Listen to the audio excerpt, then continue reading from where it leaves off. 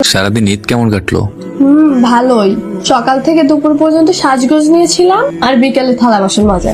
তোমার কেমন কাটলো ঈদ? ভালোই। সকালে নামাজ থেকে এসে গরু জবাই করলাম, মাংস কাটাকাটি করলাম, এখন ফ্রি হইলাম। তারপর আজকে গেছো কোথাও? না, কই যাব? এই শোনো না, হ্যাঁ বলেন স্যার। কালকে ঘুরতে যাব। আমিও ভাবছি বলবো তোমাকে। তাহলে তো হয়েই গেল। শোনো, কালকে গাড়ি ভাড়া তুমি দিবা আর খাবারের খরচ আমি একা দিব। অনেক সালামি পাইছি আজকে। না, কি বলো? আমার কাছে এখন টাকা আছে, তোমার সব খরচই আমি দিব। তাহলে তুমিই যাও, আমি যাব না। তনু, এটা কেমন কথা? তো কি, আমরা দুজনই তো। আমার টাকা মানে তোমার টাকা, তোমার টাকা মানে আমার টাকা। তুমি আমাকে পর মনে করো? তুমি এখন এমন ওরা খরচ করলে, কলেজ খুললে বন্ধু বান্ধব নিয়ে কোথাও খেতে গেলে সেখানেও তো টাকা লাগবে, তখন কোথায় পাবা? বেশি বেশি করো তুমি সবসময়।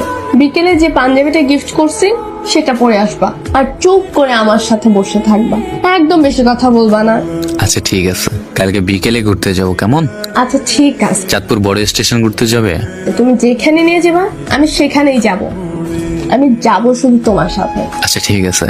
আসার সময় একটা গোলাপ নিয়ে আসবা, নয়তো কিন্তু সারাক্ষণ বকাঝকা খাবা আমার। চকলেট আর গোলাপ আনতে ভুলবো না, ওটা জানি আমি।